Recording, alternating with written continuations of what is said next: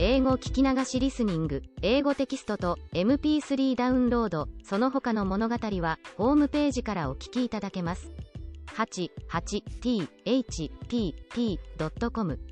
88thpp.com Chapter 23. Of what befell Don Quixote in the Sierra Morena, which was one of the rarest adventures related in this veracious history. Seeing himself served in this way, Don Quixote said to his squire, I have always heard it said, Sancho, that to do good to boors is to throw water into the sea. If I had believed thy words, I should have avoided this trouble, but it is done now, it is only to have patience and take warning for the future.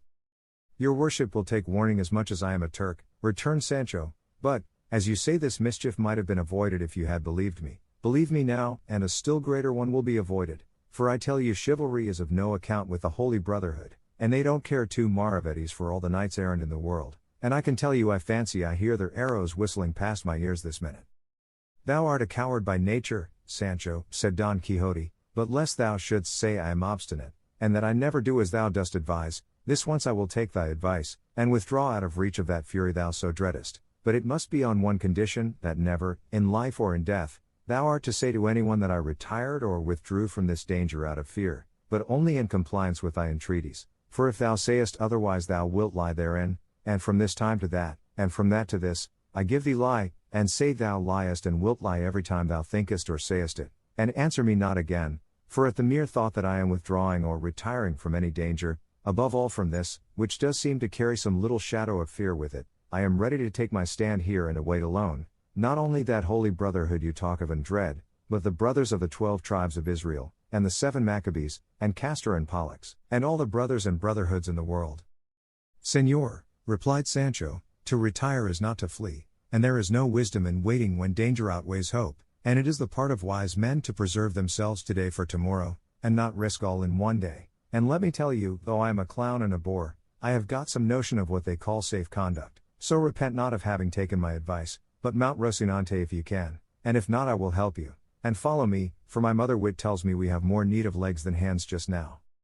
Don Quixote mounted without replying, and, Sancho leading the way on his ass, they entered the side of the Sierra Morena, which was close by, as it was Sancho's design to cross it entirely and come out again at El Viso or Almodovar del Campo, and hide for some days among its crags so as to escape the search of the Brotherhood should they come to look for them.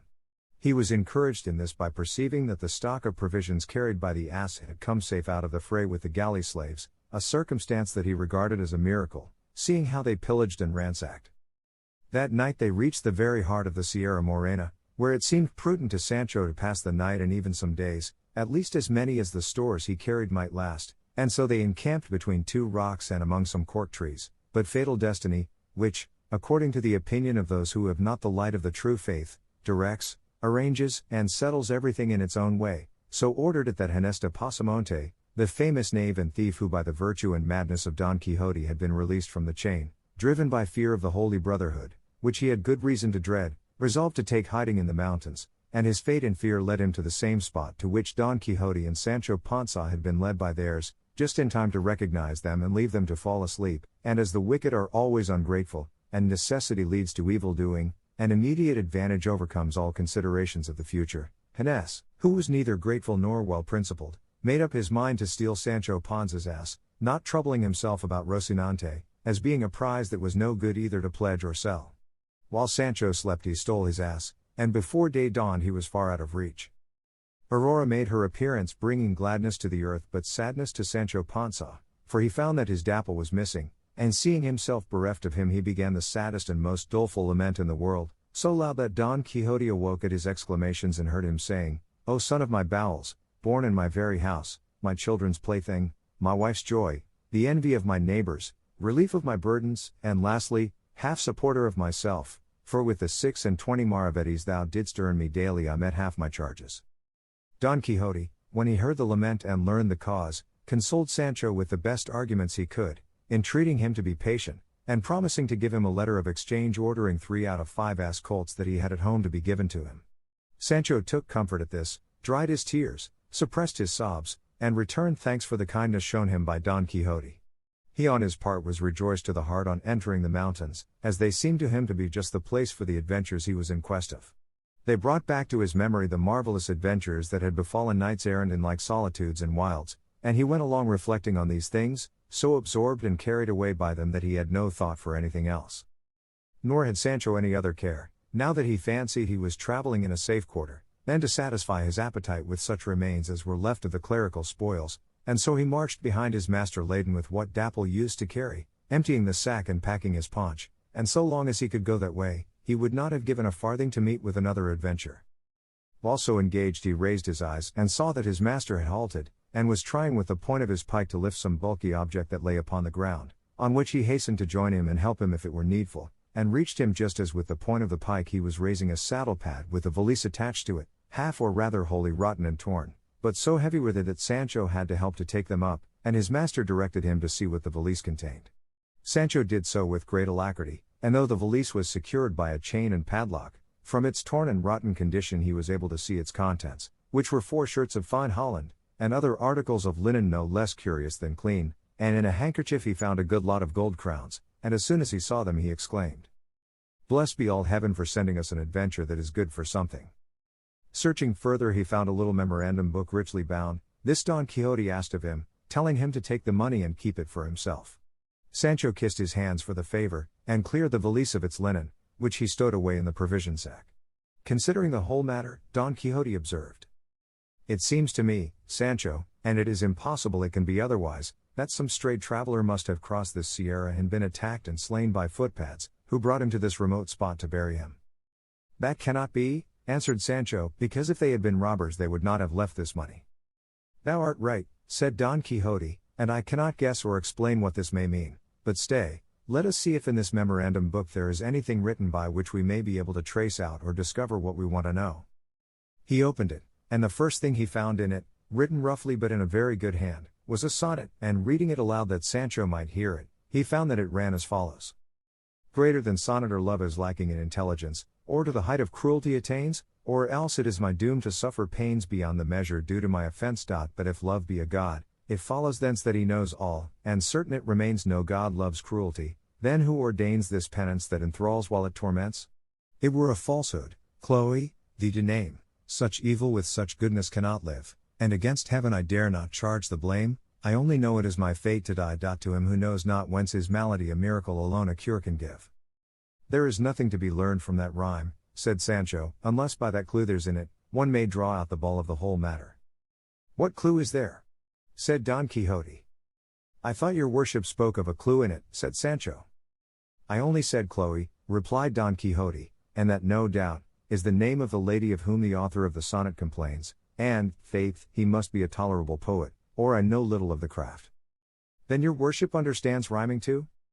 "And better than thou thinkest," replied Don Quixote, "as thou shalt see when thou carriest a letter written in verse from beginning to end to my lady Dulcinea del Toboso, for I would have thee know, Sancho, that all or most of the knights errant in days of yore were great troubadours and great musicians, for both of these accomplishments, or more properly speaking gifts, are the peculiar property of lovers errant. True it is that the verses of the knights of old have more spirit than neatness in them." "Read more, your worship," said Sancho, "and you will find something that will enlighten us." Don Quixote turned the page and said, "This is prose and seems to be a letter." "A correspondence letter, señor?" "From the beginning it seems to be a love letter," replied Don Quixote. "Then let your worship read it aloud," said Sancho, "for I am very fond of love matters." "With all my heart," said Don Quixote, and reading it aloud as Sancho had requested him, he found it ran thus. "Thy false promise and my sure misfortune carry me to a place whence the news of my death will reach thy ears before the words of my complaint. Ungrateful one, thou hast rejected me for one more wealthy, but not more worthy, but if virtue were esteemed wealth I should neither envy the fortunes of others nor weep for misfortunes of my own. What thy beauty raised up thy deeds have laid low, by it I believe thee to be an angel, by them I know thou art a woman. Peace be with thee who hast sent war to me, and heaven grant that the deceit of thy husband be ever hidden from thee, so that thou repent not of what thou hast done, and I reap not a revenge I would not have." When he had finished the letter, Don Quixote said, "There is less to be gathered from this than from the verses, except that he who wrote it is some rejected lover," and turning over nearly all the pages of the book he found more verses and letters, some of which he could read, while others he could not, but they were all made up of complaints, laments, misgivings, desires and aversions, favors and rejections, some rapturous, some doleful.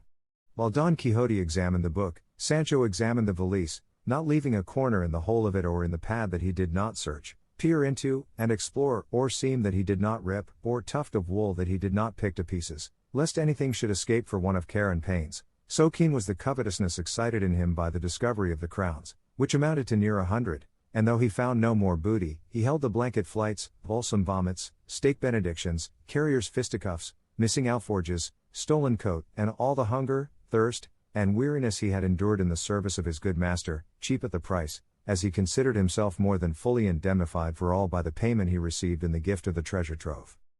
The Knight of the Rueful Countenance was still very anxious to find out who the owner of the valise could be, conjecturing from the sonnet and letter, from the money and gold, and from the fineness of the shirts, that he must be some lover of distinction whom the scorn and cruelty of his lady had driven to some desperate course, but as in that uninhabited and rugged spot there was no one to be seen of whom he could inquire, he saw nothing else for it but to push on, taking whatever road Rocinante chose, which was where he could make his way, firmly persuaded that among these wilds he could not fail to meet some rare adventure. As he went along, then, occupied with these thoughts, he perceived on the summit of a height that rose before their eyes a man who went springing from rock to rock and from tussock to tussock with marvelous agility. As well as he could make out he was unclad, with a thick black beard, long tangled hair, and bare legs and feet. His thighs were covered by breeches apparently of tawny velvet but so ragged that they showed his skin in several places. He was bareheaded, and notwithstanding the swiftness with which he passed as has been described, the Knight of the Rueful Countenance observed and noted all these trifles, and though he made the attempt, he was unable to follow him, for it was not granted to the feebleness of Rocinante to make way over such rough ground, he being, moreover, slow-paced and sluggish by nature. Don Quixote at once came to the conclusion that this was the owner of the saddle-pad and of the valise, and made up his mind to go in search of him, even though he should have to wander a year in those mountains before he found him, and so he directed Sancho to take a short cut over one side of the mountain, while he himself went by the other, and perhaps by this means they might light upon this man who had passed so quickly out of their sight. "I could not do that," said Sancho, "for when I separate from your worship fear at once lays hold of me, and assails me with all sorts of panics and fancies, and let what I now say be unnoticed that from this time forth I am not going to stir a finger's width from your presence." "It shall be so," said he of the Rueful Countenance, "and I am very glad that thou art willing to rely on my courage, which will never fail thee even though the soul in thy body fail thee. So come on now behind me slowly as well as thou canst, and make lanterns of thine eyes. Let us make the circuit of this ridge. Perhaps we shall light upon this man that we saw, who no doubt is no other than the owner of what we found."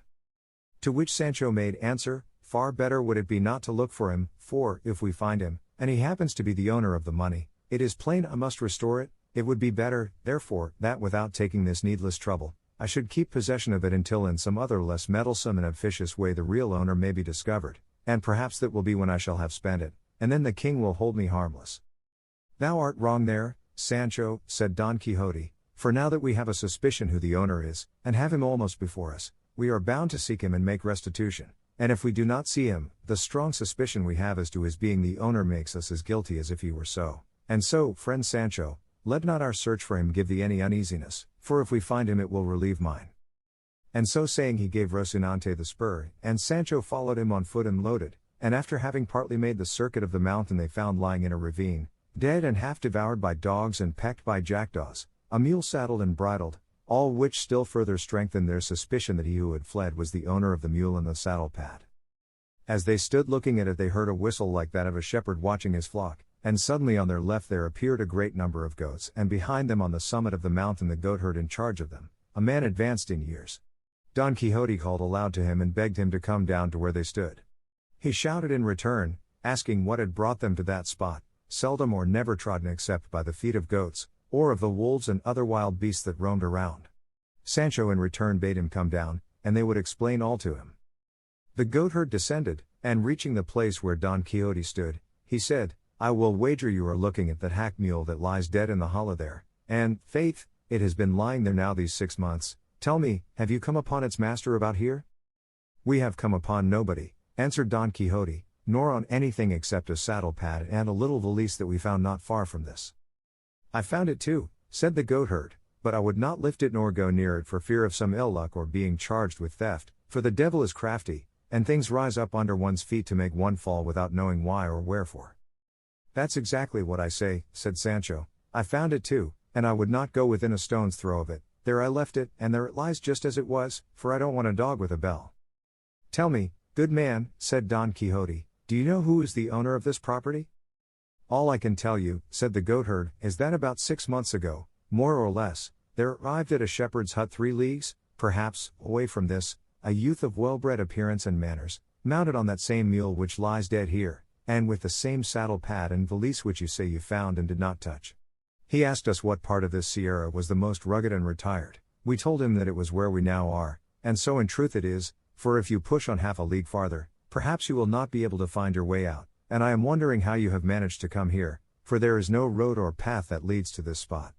I say, then, that on hearing our answer the youth turned about and made for the place we pointed out to him, leaving us all charmed with his good looks, and wondering at his question and the haste with which we saw him depart in the direction of the sierra, and after that we saw him no more, until some days afterwards he crossed the path of one of our shepherds, and without saying a word to him, came up to him and gave him several cuffs and kicks, and then turned to the ass with our provisions and took all the bread and cheese it carried, and having done this made off back again into the sierra with extraordinary swiftness. When some of us goatherds learned this we went in search of him for about 2 days through the most remote portion of this sierra, at the end of which we found him lodged in the hollow of a large thick cork tree. He came out to meet us with great gentleness, with his dress now torn and his face so disfigured and burned by the sun, that we hardly recognized him, but that his clothes, though torn, convinced us, from the recollection we had of them, that he was the person we were looking for. He saluted us courteously, and in a few well-spoken words he told us not to wonder at seeing him going about in this guise, as it was binding upon him in order that he might work out a penance which for his many sins had been imposed upon him. We asked him to tell us who he was, but we were never able to find out from him. We begged of him too, when he was in want of food, which he could not do without, to tell us where we should find him, as we would bring it to him with all good will and readiness, or if this were not to his taste, at least to come and ask it of us and not take it by force from the shepherds. He thanked us for the offer, begged pardon for the late assault, and promised for the future to ask it in God's name without offering violence to anybody. As for fixed abode, he said he had no other than that which chance offered wherever night might overtake him, and his words ended in an outburst of weeping so bitter that we who listened to him must have been very stones had we not joined him in it, comparing what we saw of him the first time with what we saw now, for, as I said, he was a graceful and gracious youth, and in his courteous and polished language showed himself to be of good birth and courtly breeding, and rustics as we were that listened to him, even to our rusticity his gentle bearing sufficed to make it plain. But in the midst of his conversation he stopped and became silent, keeping his eyes fixed upon the ground for some time, during which we stood still waiting anxiously to see what would come of this abstraction, and with no little pity, for from his behavior, now staring at the ground with fixed gaze and eyes wide open without moving an eyelid, again closing them, compressing his lips and raising his eyebrows, we could perceive plainly that a fit of madness of some kind had come upon him, and before long he showed that what we imagined was the truth, for he arose in a fury from the ground where he had thrown himself, and attacked the first he found near him with such rage and fierceness that if we had not dragged him off him, he would have beaten or bitten him to death, all the while exclaiming, "O faithless Fernando, here shalt thou pay the penalty of the wrong thou hast done me, these hands shall tear out the heart of thine, abode and dwelling of all iniquity, but of deceit and fraud above all." And to these he added other words all in effect upbraiding this Fernando and charging him with treachery and faithlessness. We forced him to release his hold with no little difficulty, and without another word he left us, and rushing off plunged in among these brakes and brambles, so as to make it impossible for us to follow him. From this we suppose that madness comes upon him from time to time, and that someone called Fernando must have done him a wrong of a grievous nature such as the condition to which it had brought him seemed to show. All this has been since then confirmed on those occasions, and they have been many, on which he has crossed our path, at one time to beg the shepherds to give him some of the food they carry, at another to take it from them by force, for when there is a fit of madness upon him, even though the shepherds offer it freely, he will not accept it but snatches it from them by dint of blows, but when he is in his senses he begs it for the love of God, courteously and civilly, and receives it with many thanks and not a few tears. And to tell you the truth, sirs, continued the goatherd, it was yesterday that we resolved, I and 4 of the lads, 2 of them our servants, and the other 2 friends of mine, to go in search of him until we find him, and when we do to take him, whether by force or of his own consent, to the town of Almodovar, which is 8 leagues from this, and there strive to cure him, if indeed his malady admits of a cure, or learn when he is in his senses who he is, and if he has relatives to whom we may give notice of his misfortune. This, sirs, is all I can say in answer to what you have asked me, and be sure that the owner of the articles you found is he whom you saw pass by with such nimbleness and so naked. For Don Quixote had already described how he had seen the man go bounding along the mountainside, and he was now filled with amazement at what he heard from the goatherd, and more eager than ever to discover who the unhappy madman was, and in his heart he resolved, as he had done before, to search for him all over the mountain, not leaving a corner or cave unexamined until he had found him. But chance arranged matters better than he expected or hoped, for at that very moment, in a gorge on the mountain that opened where they stood, the youth he wished to find made his appearance, coming along talking to himself in a way that would have been unintelligible near at hand, much more at a distance. His garb was what has been described, save that as he drew near, Don Quixote perceived that a tattered doublet which he wore was amber-tanned, from which he concluded that one who wore such garments could not be of very low rank. Approaching them, the youth greeted them in a harsh and hoarse voice but with great courtesy. Don Quixote returned his salutation with equal politeness, and dismounting from Rocinante advanced with well-bred bearing and grace to embrace him, and held him for some time close in his arms as if he had known him for a long time. The other, whom we may call the ragged one of the sorry countenance, as Don Quixote was of the rueful, after submitting to the embrace pushed him back a little and, placing his hands on Don Quixote's shoulders, stood gazing at him as if seeking to see whether he knew him, not less amazed, perhaps, at the sight of the face, figure, and armor of Don Quixote than Don Quixote was at the sight of him. To be brief, the first to speak after embracing was the ragged one, and he said what will be told farther on. Chapter 24. In which is continued the adventure of the Sierra Morena. The history relates that it was with the greatest attention Don Quixote listened to the ragged knight of the Sierra, who began by saying, "Of a surety, Señor, whoever you are, for I know you not, I thank you for the proofs of kindness and courtesy you have shown me, and would I were in a condition to requite with something more than goodwill that which you have displayed towards me in the cordial reception you have given me, but my fate does not afford me any other means of returning kindnesses done me save the hearty desire to repay them." "Mine," replied Don Quixote, "is to be of service to you, so much so that I had resolved not to quit these mountains until I had found you, and learned of you whether there is any kind of relief to be found for that sorrow under which from the strangeness of your life you seem to labor, and to search for you with all possible diligence, if search had been necessary. And if your misfortune should prove to be one of those that refuse admission to any sort of consolation, it was my purpose to join you in lamenting and mourning over it, so far as I could, for it is still some comfort in misfortune to find one who can feel for it. And if my good intentions deserve to be acknowledged with any kind of courtesy, I entreat you, Señor, by that which I perceive you possess in so high a degree, and likewise conjure you by whatever you love or have loved best in life, to tell me who you are and the cause that has brought you to live or die in these solitudes like a brute beast, dwelling among them in a manner so foreign to your condition as your garb and appearance show.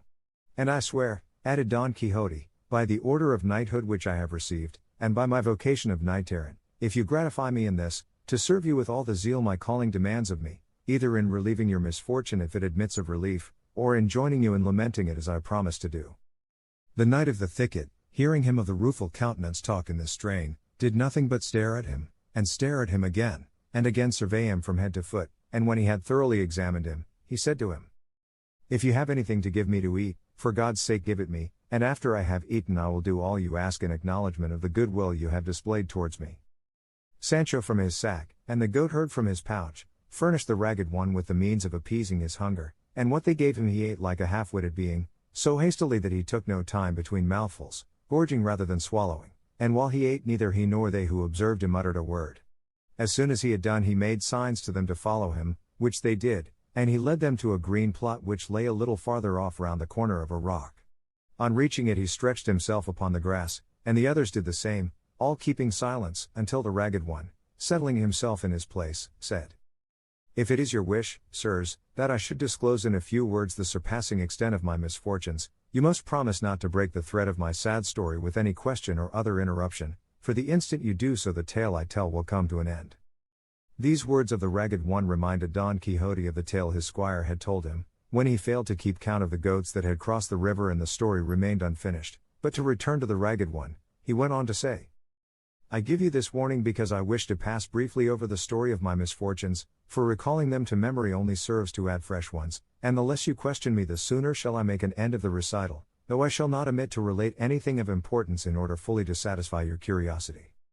Don Quixote gave the promise for himself and the others, and with this assurance he began as follows. "My name is Cardenio, my birthplace one of the best cities of this Andalusia, my family noble, my parents rich, my misfortune so great that my parents must have wept and my family grieved over it without being able by their wealth to lighten it, for the gifts of fortune can do little to relieve reverses sent by heaven. In that same country there was a heaven in which love had placed all the glory I could desire. Such was the beauty of Lucinda, a damsel as noble and as rich as I, but of happier fortunes, and of less firmness than was due to so worthy a passion as mine. This Lucinda I loved, worshipped, and adored from my earliest and tenderest years, and she loved me in all the innocence and sincerity of childhood. Our parents were aware of our feelings, and were not sorry to perceive them, for they saw clearly that as they ripened they must lead at last to a marriage between us, a thing that seemed almost prearranged by the equality of our families and wealth. We grew up, and with our growth grew the love between us, so that the father of Lucinda felt bound for propriety's sake to refuse me admission to his house, in this perhaps imitating the parents of that Thisbe so celebrated by the poets, and this refusal but added love to love and flame to flame, for though they enforced silence upon our tongues they could not impose it upon our pens, which can make known the heart's secrets to a loved one more freely than tongues, for many a time the presence of the object of love shakes the firmest will and strikes dumb the boldest tongue. Ah heavens! How many letters did I write her, and how many dainty modest replies did I receive? How many ditties and love songs did I compose in which my heart declared and made known its feelings, described its ardent longings, reveled in its recollections and dallied with its desires. At length growing impatient and feeling my heart languishing with longing to see her, I resolved to put into execution and carry out what seemed to me the best mode of winning my desired and merited reward, to ask her of her father for my lawful wife, which I did. To this his answer was that he thanked me for the disposition I showed to do honor to him and to regard myself as honored by the bestowal of his treasure, but that as my father was alive it was his by right to make this demand, for if it were not in accordance with his full will and pleasure, Lucinda was not to be taken or given by stealth. I thanked him for his kindness, reflecting that there was reason in what he said, and that my father would assent to it as soon as I should tell him, and with that view I went the very same instant to let him know what my desires were. When I entered the room where he was I found him with an open letter in his hand, which, before I could utter a word, he gave me, saying, "By this letter thou wilt see, Cardenio, the disposition the Duke Ricardo has to serve thee. This Duke Ricardo, as you, sirs, probably know already, is a grandee of Spain who has his seat in the best part of this Andalusia." I took and read the letter, which was couched in terms so flattering that even I myself felt it would be wrong in my father not to comply with the request the Duke made in it, which was that he would send me immediately to him, as he wished me to become the companion, not servant, of his eldest son, and would take upon himself the charge of placing me in a position corresponding to the esteem in which he held me. On reading the letter my voice failed me, and still more when I heard my father say, "2 days hence thou wilt depart, Cardenio, in accordance with the Duke's wish, and give thanks to God who is opening a road to thee by which thou mayest attain what I know thou dost deserve." And to these words he added others of fatherly counsel. The time for my departure arrived. I spoke one night to Lucinda. I told her all that had occurred, as I did also to her father, entreating him to allow some delay, and to defer the disposal of her hand until I should see what the Duke Ricardo sought of me. He gave me the promise, and she confirmed it with vows and swoonings unnumbered. Finally, I presented myself to the Duke, and was received and treated by him so kindly that very soon envy began to do its work, the old servants growing envious of me, and regarding the Duke's inclination to show me favor as an injury to themselves. But the one to whom my arrival gave the greatest pleasure was the Duke's second son, Fernando by name, a gallant youth, of noble, generous, and amorous disposition, who very soon made so intimate a friend of me that it was remarked by everybody, for though the elder was attached to me, and showed me kindness, he did not carry his affectionate treatment to the same length as Don Fernando.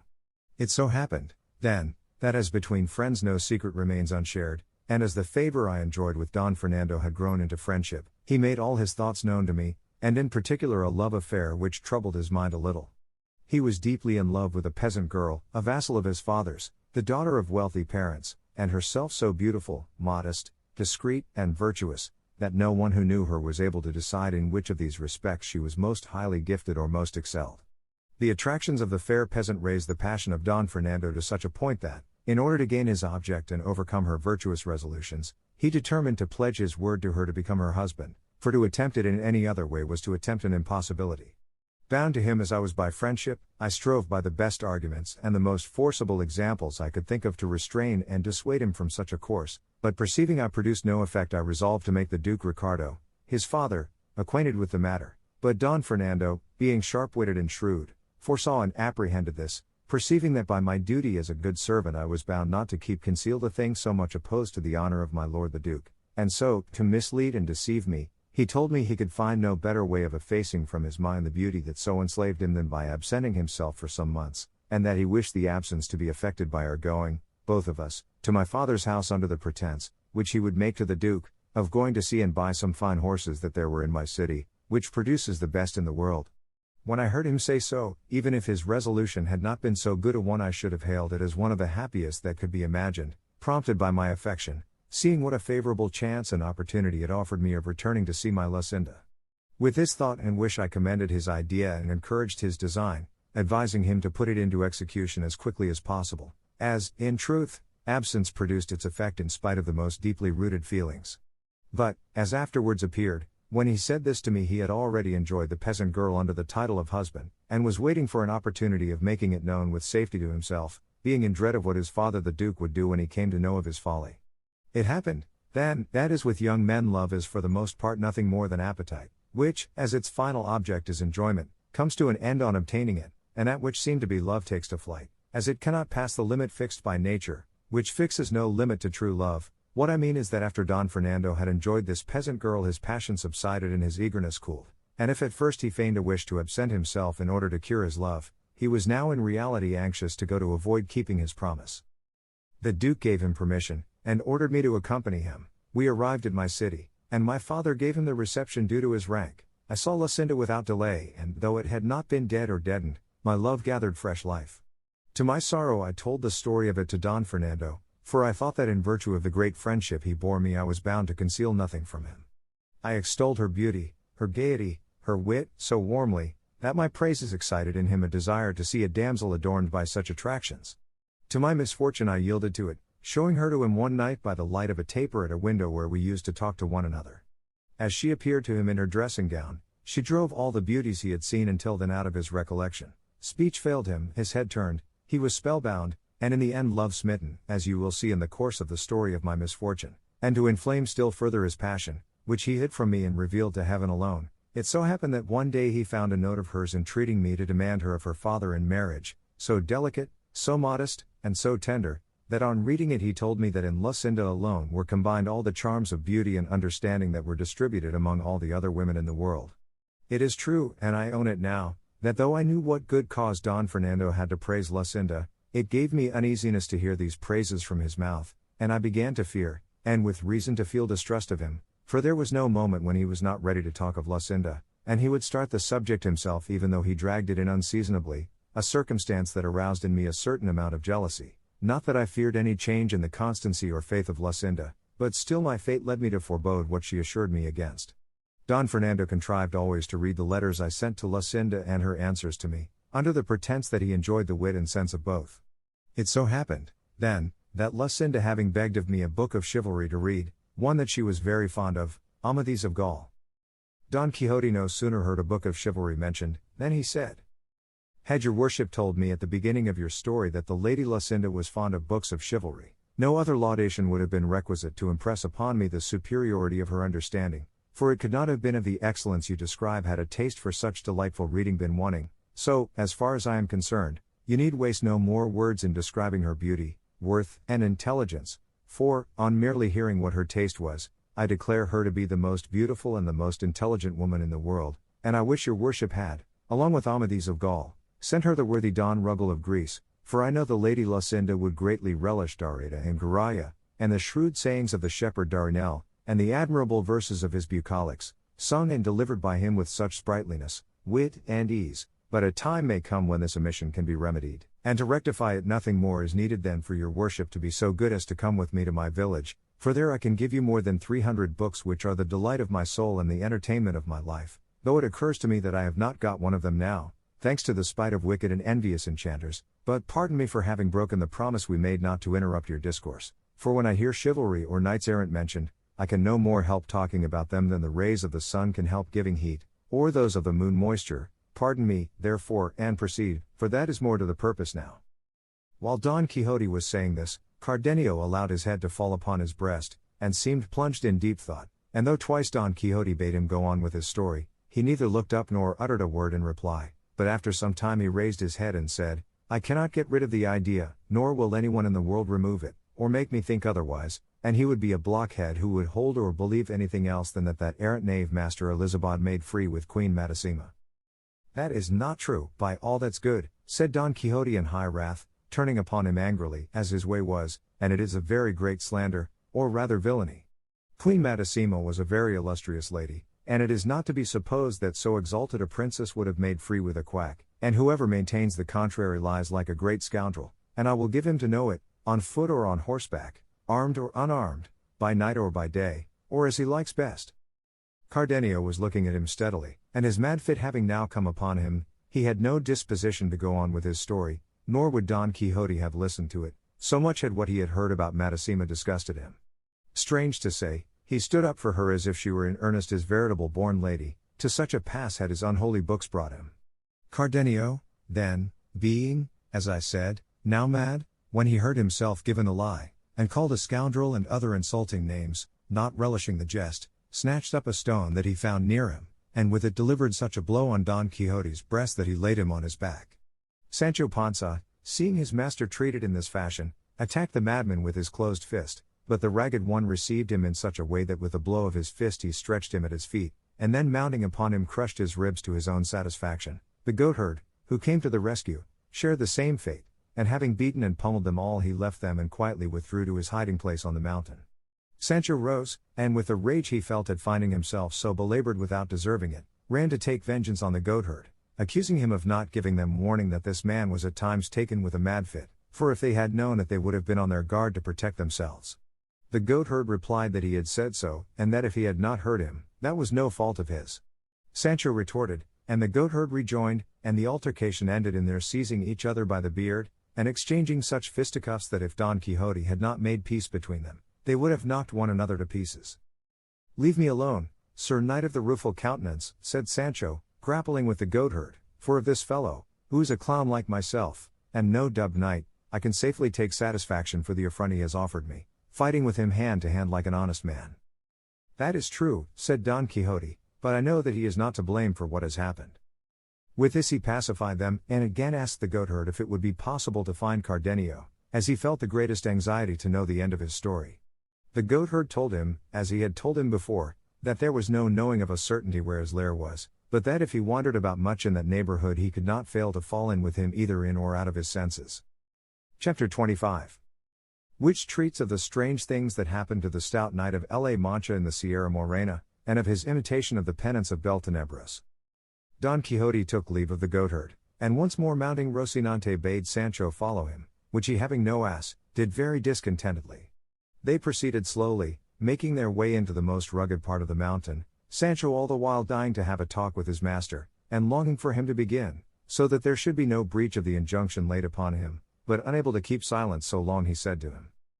"Señor Don Quixote, give me your worship's blessing and dismissal, for I'd like to go home at once to my wife and children with whom I can at any rate talk and converse as much as I like, for to want me to go through these solitudes day and night and not speak to you when I have a mind is burying me alive. If luck would have it that animals spoke as they did in the days of Giuseppe, it would not be so bad, because I could talk to Rocinante about whatever came into my head, and so put up with my ill fortune. But it is a hard case, and not to be borne with patience, to go seeking adventures all one's life and get nothing but kicks and blanketings, brickbats and punches, and with all this to have to sew up one's mouth without daring to say what is in one's heart, just as if one were dumb."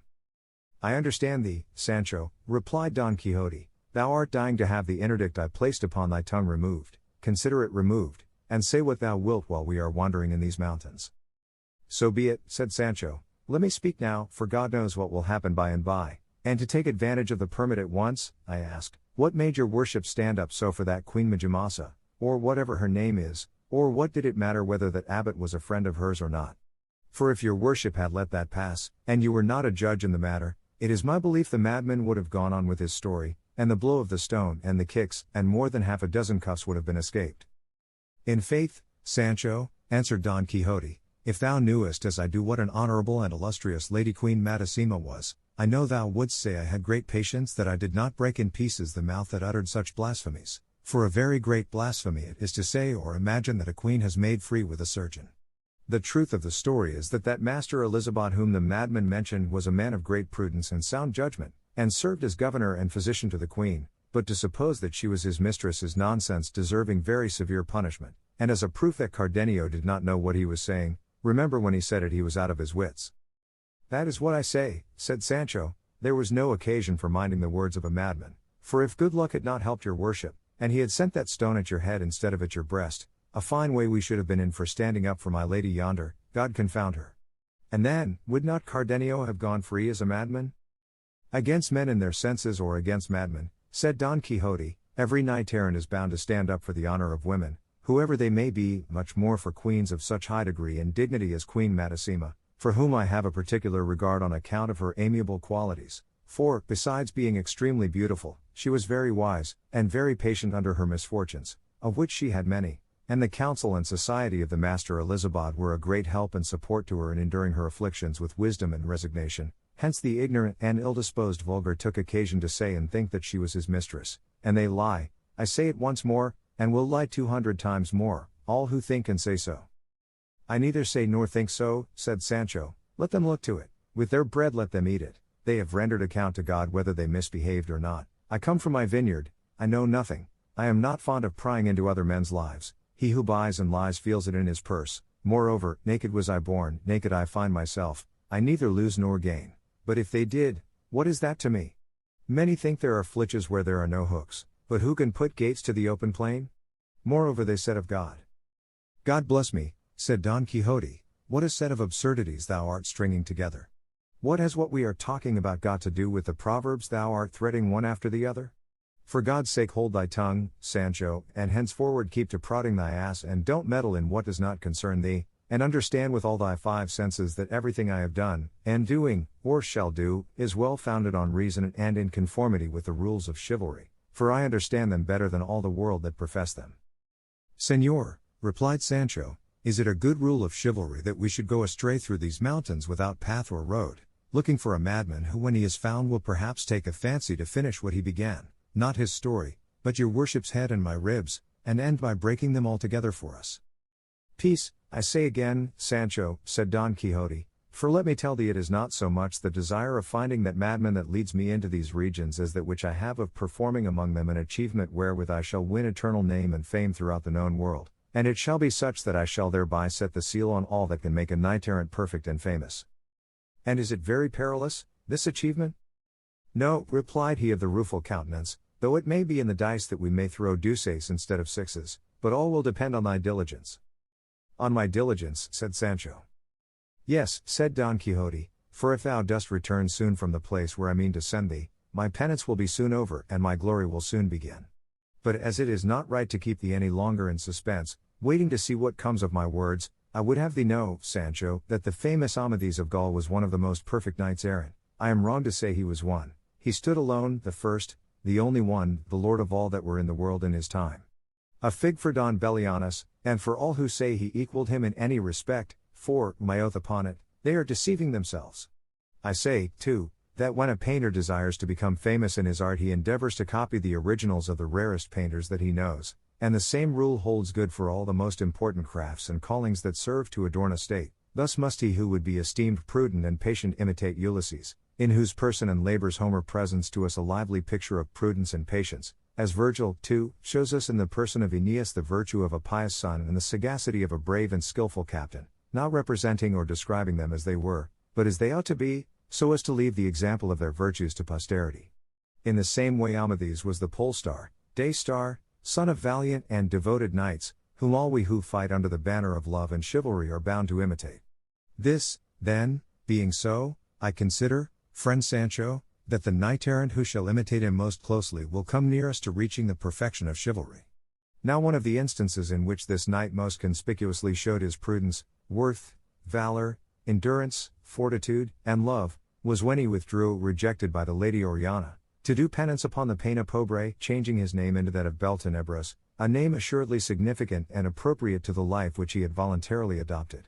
So, as it is easier for me to imitate him in this than in cleaving giants asunder, cutting off serpents' heads, slaying dragons, routing armies, destroying fleets, and breaking enchantments, and as this place is so well suited for a similar purpose, I must not allow the opportunity to escape which now so conveniently offers me its forelock.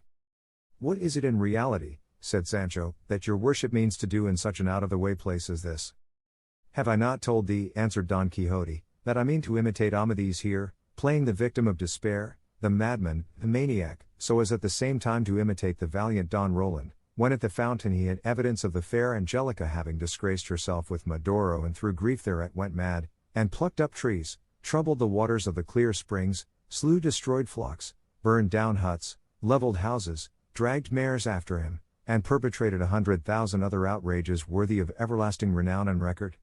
And though I have no intention of imitating Roland, or Orlando, or Rodolando, for he went by all these names, step by step in all the mad things he did, said, and thought, I will make a rough copy to the best of my power of all that seems to me most essential, but perhaps I shall content myself with the simple imitation of Amadis, who without giving way to any mischievous madness but merely to tears and sorrow, gained as much fame as the most famous. It seems to me, said Sancho, that the knights who behaved in this way had provocation and cause for those follies and penances, but what cause has your worship for going mad? What lady has rejected you, or what evidence have you found to prove that the lady Dulcinea del Toboso has been trifling with Moor or Christian? There is the point, replied Don Quixote, and that is the beauty of this business of mine, no thanks to a knight-errant for going mad when he has cause, the thing is to turn crazy without any provocation, and let my lady know, if I do this in the dry, what I would do in the moist. Moreover, I have abundant cause in the long separation I have endured from my lady till death, Dulcinea del Toboso, for as thou didst hear that shepherd Ambrosio say the other day, in absence all ills are felt and feared, and so, friend Sancho, waste no time in advising me against so rare, so happy, and so unheard of an imitation. Mad I am, and mad I must be until thou returnest with the answer to a letter that I mean to send by thee to my lady Dulcinea, and if it be such as my constancy deserves, my insanity and penance will come to an end, and if it be to the opposite effect, I shall become mad in earnest, and, being so, I shall suffer no more. Thus in whatever way she may answer I shall escape from the struggle and affliction in which thou wilt leave me, enjoying in my senses the boon thou bearest me, or as a madman not feeling the evil thou bringest me. But tell me, Sancho, hast thou got Mambrino's helmet safe? For I saw thee take it up from the ground when that ungrateful wretch tried to break it in pieces but could not, by which the fineness of its temper may be seen. To which Sancho made answer, By the living God, Sir Knight of the Rueful Countenance, I cannot endure or bear with patience some of the things that your worship says, and from them I begin to suspect that all you tell me about chivalry, and winning kingdoms and empires, and giving islands, and bestowing other rewards and dignities after the custom of knights errant, must be all made up of wind and lies, and all pigments or figments, or whatever we may call them. For what would anyone think that heard your worship calling a barber's basin Mambrino's helmet without ever seeing the mistake all this time, but that one who says and maintains such things must have his brains addled? I have the basin in my sack all dinted, and I am taking it home to have it mended, to trim my beard in it, if, by God's grace, I am allowed to see my wife and children some day or other. Look here, Sancho, said Don Quixote, by him thou didst swear by just now I swear thou hast the most limited understanding that any squire in the world has or ever had. Is it possible that all this time thou hast been going about with me thou hast never found out that all things belonging to knights errant seem to be illusions and nonsense and ravings, and to go always by contraries? And not because it really is so, but because there is always a swarm of enchanters in attendance upon us that change and alter everything with us, and turn things as they please, and according as they are disposed to aid or destroy us. Thus what seems to thee a barber's basin seems to me Mambrino's helmet, and to another it will seem something else, and rare foresight it was in the sage who is on my side to make what is really and truly Mambrin's helmet seem a basin to everybody, for, being held in such estimation as it is, all the world would pursue me to rob me of it, but when they see it is only a barber's basin they do not take the trouble to obtain it, as was plainly shown by him who tried to break it, and left it on the ground without taking it, for, by my faith, had he known it he would never have left it behind. Keep it safe, my friend, for just now I have no need of it. Indeed, I shall have to take off all this armor and remain as naked as I was born, if I have a mind to follow Roland rather than Amadis in my penance. Thus talking they reached the foot of a high mountain which stood like an isolated peak among the others that surrounded it. Past its base there flowed a gentle brook, all around it spread a meadow so green and luxuriant that it was a delight to the eyes to look upon it, and forest trees in abundance, and shrubs and flowers, added to the charms of the spot. Upon this place the Knight of the Rueful Countenance fixed his choice for the performance of his penance, and as he beheld it exclaimed in a loud voice as though he were out of his senses. This is the place, O, ye heavens, that I select and choose for bewailing the misfortune in which ye yourselves have plunged me. This is the spot where the overflowings of mine eyes shall swell the waters of yon little brook, and my deep and endless sighs shall stir unceasingly the leaves of these mountain trees, in testimony and token of the pain my persecuted heart is suffering. O, ye rural deities, whoever ye be that haunt this lone spot, give ear to the complaint of a wretched lover whom long absence and brooding jealousy have driven to bewail his fate among these wilds, and complain of the hard heart of that fair and ungrateful one, the end and limit of all human beauty. O, ye wood nymphs and dryads, that dwell in the thickets of the forest, so may the nimble one and satyrs by whom ye are vainly wooed never disturb your sweet repose, help me to lament my hard fate, or at least weary not at listening to it. O, Dulcinea del Toboso, day of my night, glory of my pain, guide of my path, star of my fortune, so may heaven grant thee in full all thou seekest of it, bethink thee of the place and condition to which absence from thee has brought me, and make that return in kindness that is due to my fidelity. O, lonely trees, that from this day forward shall bear me company in my solitude, give me some sign by the gentle movement of your boughs that my presence is not distasteful to you. O, thou, my squire, pleasant companion in my prosperous and adverse fortunes, fix well in thy memory what thou shalt see me do here, so that thou mayest relate and report it to the sole cause of all. And so saying he dismounted from Rocinante, and in an instant relieved him of saddle and bridle, and giving him a slap on the croup, said, He gives thee freedom who is bereft of it himself. O steed, as excellent indeed as thou art unfortunate in thy lot, begone where thou wilt, for thou bearest written on thy forehead that neither Astolfo's hippogriff, nor the famed Frentino that cost Bradamante so dear, could equal thee in speed. Seeing this, Sancho said, Good luck to him who has saved us the trouble of stripping the pack saddle off Dapple. By my faith he would not have gone without a slap on the croup and something said in his praise, though if he were here I would not let anyone strip him, for there would be no occasion, as he had nothing of the lover or victim of despair about him, inasmuch as his master, which I was while it was God's pleasure, was nothing of the sort. And indeed, Sir Knight of the Rueful Countenance, if my departure and your worship's madness are to come off in earnest, it will be as well to saddle Rocinante again in order that he may supply the want of Dapple, because it will save me time in going and returning, for if I go on foot I don't know when I shall get there or when I shall get back, as I am, in truth, a bad walker. I declare, Sancho, returned Don Quixote, it shall be as thou wilt, for thy plan does not seem to me a bad one, and 3 days hence thou wilt depart. For I wish thee to observe in the meantime what I do and say for her sake, that thou mayest be able to tell it. But what more have I to see besides what I have seen? Said Sancho. Much thou knowest about it, said Don Quixote. I have now got to tear up my garments, to scatter about my armor, knock my head against these rocks, and more of the same sort of thing, which thou must witness. For the love of God, said Sancho, be careful, your worship, how you give yourself those knocks on the head, for you may come across such a rock, and in such a way, that the very first may put an end to the whole contrivance of this penance, and I should think, if indeed knocks on the head seem necessary to you, and this business cannot be done without them, you might be content, as the whole thing is feigned, and counterfeit, and in joke, you might be content, I say, with giving them to yourself in the water, or against something soft, like cotton, and leave it all to me, for I'll tell my lady that your worship knocked your head against a point of rock harder than a diamond. I thank thee for thy good intentions, friend Sancho, answered Don Quixote, but I would have thee know that all these things I am doing are not in joke, but very much in earnest, for anything else would be a transgression of the ordinances of chivalry, which forbid us to tell any lie whatever under the penalties due to apostasy, and to do one thing instead of another is just the same as lying, so my knocks on the head must be real, solid, and valid, without anything sophisticated or fanciful about them, and it will be needful to leave me some lint to dress my wounds, since fortune has compelled us to do without the balsam we lost.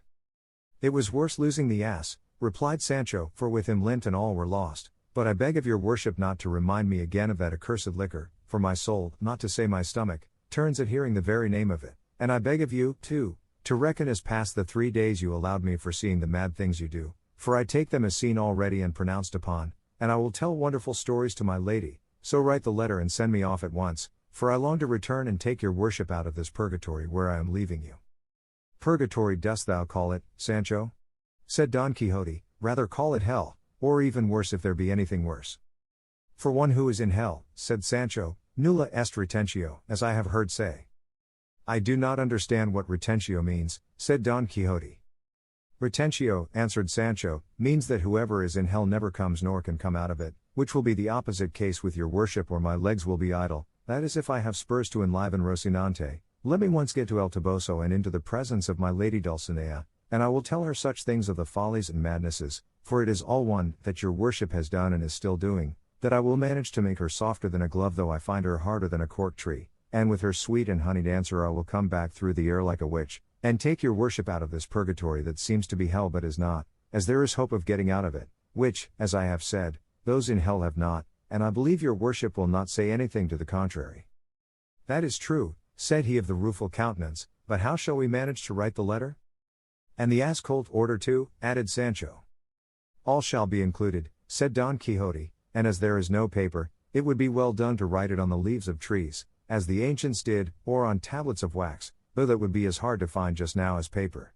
But it has just occurred to me how it may be conveniently and even more than conveniently written, and that is in the notebook that belonged to Cardenio, and thou wilt take care to have it copied on paper, in a good hand, at the first village thou comest to where there is a schoolmaster, or if not, any sacristan will copy it, but see thou give it not to any notary to copy, for they write a law hand that Satan could not make out. But what is to be done about the signature?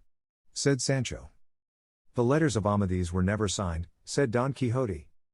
That is all very well, said Sancho, but the order must needs be signed, and if it is copied they will say the signature is false, and I shall be left without ass-colts. The order shall go signed in the same book, said Don Quixote, and on seeing it my niece will make no difficulty about obeying it. As to the love letter thou canst put by way of signature, yours till death, the Knight of the Rueful Countenance. And it will be no great matter if it is in some other person's hand, for as well as I recollect Dulcinea can neither read nor write, nor in the whole course of her life has she seen handwriting or letter of mine, for my love and hers have been always platonic, not going beyond a modest look, and even that so seldom that I can safely swear I have not seen her 4 times in all these 12 years I have been loving her more than the light of these eyes that the earth will one day devour, and perhaps even of those 4 times she has not once perceived that I was looking at her. Such is the retirement and seclusion in which her father Lorenzo Corchuelo and her mother Aldonza Nogales have brought her up. So, said Sancho, Lorenzo Corchuelo's daughter is the Lady Dulcinea del Toboso, otherwise called Aldonza Lorenzo. She it is, said Don Quixote, and she it is that is worthy to be lady of the whole universe. I know her well, said Sancho, and let me tell you she can fling a crowbar as well as the lustiest lad in all the town. Give her of all good. But she is a brave lass, and a right and stout one, and fit to be helpmate to any knight-errant that is or is to be, who may make her his lady. The horse and wench, what sting she has and what a voice. I can tell you one day she posted herself on the top of the belfry of the village to call some laborers of theirs that were in a ploughed field of her father's, and though they were better than half a league off they heard her as well as if they were at the foot of the tower, and the best of her is that she is not a bit prudish, for she has plenty of affability, and jokes with everybody, and has a grin and a jest for everything.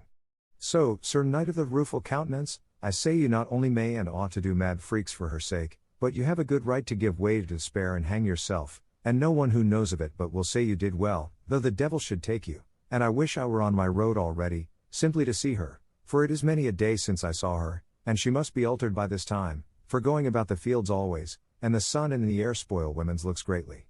But I must own the truth to your worship, Señor Don Quixote, until now I have been under a great mistake, for I believed truly and honestly that the Lady Dulcinea must be some princess your worship was in love with, or some person great enough to deserve the rich presents you have sent her, such as the Biscayne and the galley slaves, and many more no doubt, for your worship must have won many victories in the time when I was not yet your squire.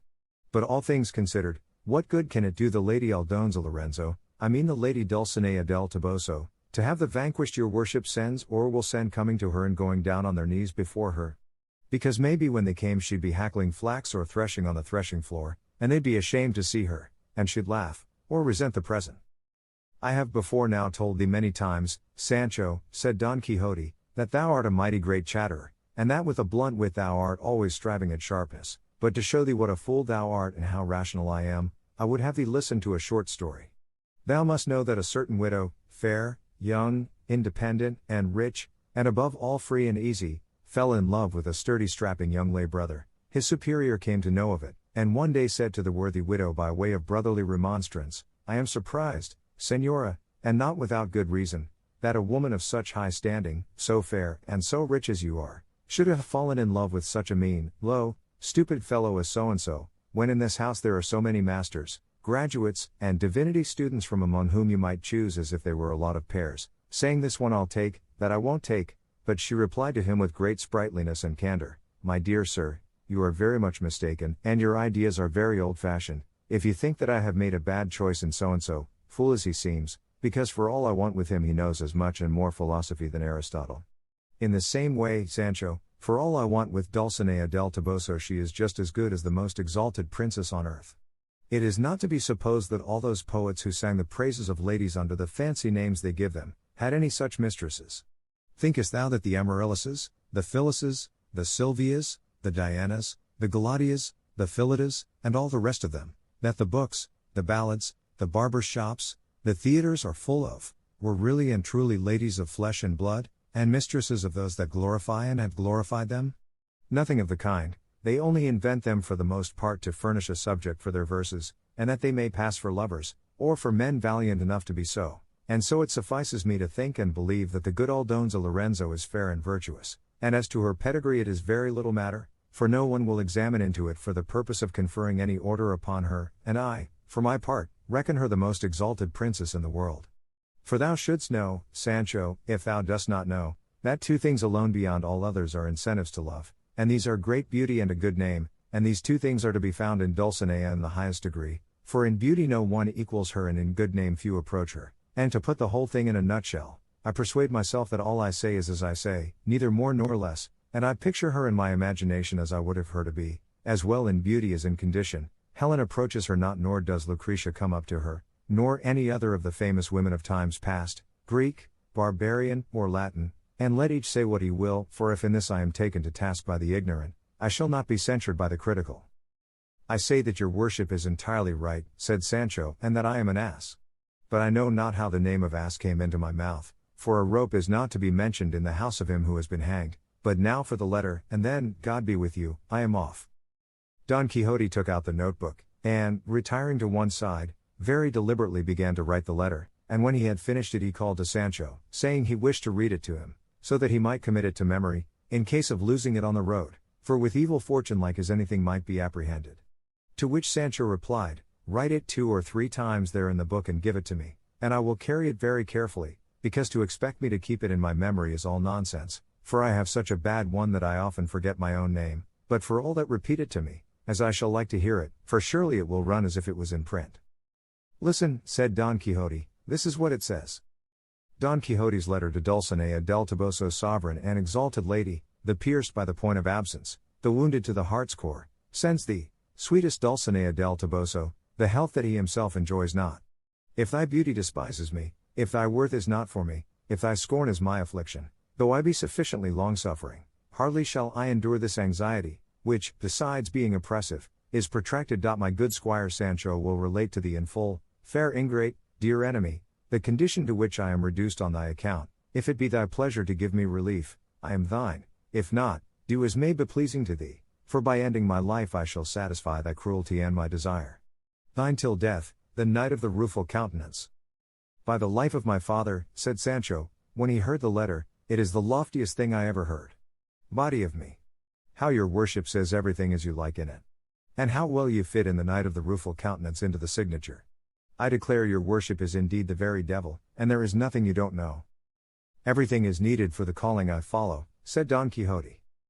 Now then, said Sancho, let your worship put the order for the 3 ass colts on the other side, and sign it very plainly, that they may recognize it at first sight. With all my heart, said Don Quixote, and as he had written it he read it to this effect. Mistress niece, by this first of ass colts please pay to Sancho Panza, my squire, 3 of the 5 I left at home in your charge, said 3 ass colts to be paid and delivered for the same number received here in hand, which upon this and upon his receipt shall be duly paid. Done in the heart of the Sierra Morena, the 27th of August of this present year. That will do, said Sancho, now let your worship sign it. There is no need to sign it, said Don Quixote, but merely to put my flourish, which is the same as a signature, and enough for 3 asses, or even 300.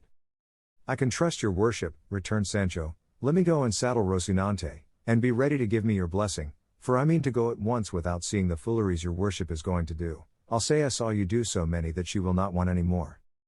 At any rate, Sancho, said Don Quixote, I should like, and there is reason for it, I should like thee, I say, to see me stripped to the skin and performing a dozen or 2 of insanities, which I can get done in less than half an hour, for having seen them with thine own eyes, thou canst then safely swear to the rest that thou wouldst add, and I promise thee thou wilt not tell of as many as I mean to perform. For the love of God, master mine, said Sancho, let me not see your worship stripped, for it will sorely grieve me, and I shall not be able to keep from tears, and my head aches so with all I shed last night for Dapple, that I am not fit to begin any fresh weeping. But if it is your worship's pleasure that I should see some insanities, do them in your clothes, short ones, and such as come readiest to hand, for I myself want nothing of the sort, and, as I have said, it will be a saving of time for my return, which will be with the news your worship desires and deserves. If not, let the Lady Dulcinea look to it. If she does not answer reasonably, I swear as solemnly as I can that I will fetch a fair answer out of her stomach with kicks and cuffs. For why should it be borne that a knight-errant as famous as your worship should go mad without rhyme or reason for a? Her ladyship had best not drive me to say it, for by God I will speak out and let off everything cheap, even if it doesn't sell. I am pretty good at that. She little knows me, faith, if she knew me she'd be in awe of me. In faith, Sancho, said Don Quixote, to all appearance thou art no sounder in thy wits than I. I am not so mad, answered Sancho, but I am more peppery. But apart from all this, what has your worship to eat until I come back? Will you sally out on the road like Cardenio to force it from the shepherds?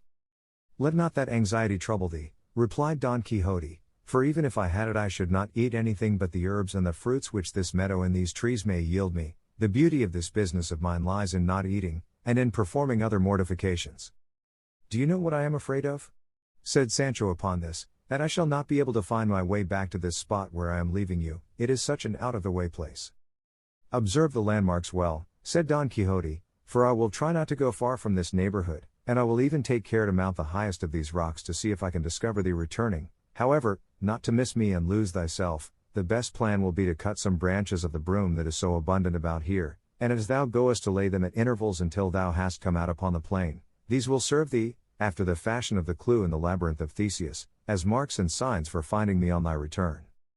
So I will, said Sancho Panza, and having cut some, he asked his master's blessing, and not without many tears on both sides, took his leave of him, and mounting Rocinante, of whom Don Quixote charged him earnestly to have as much care as of his own person, he set out for the plain, strewing at intervals the branches of broom as his master had recommended him, and so he went his way, though Don Quixote still entreated him to see him do were it only a couple of mattacks.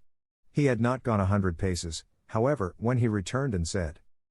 I must say, your worship said quite right, that in order to be able to swear without a weight on my conscience that I had seen you do mad things, it would be well for me to see if it were only one, though in your worship's remaining here I have seen a very great one. Did I not tell thee so? Said Don Quixote. Wait, Sancho, and I will do them in the saying of a credo, and pulling off his breeches in all haste he stripped himself to his skin and his shirt, and then, without more ado, he cut a couple of gambados in the air, and a couple of somersaults, heels over head, making such a display that, not to see it a second time, Sancho wheeled Rocinante round, and felt easy, and satisfied in his mind that he could swear he had left his master mad, and so we will leave him to follow his road until his return, which was a quick one. 英語聞き流しリスニング、英語テキストと MP3 ダウンロード、その他の物語はホームページからお聞きいただけます。88thpp.com 88thpp.com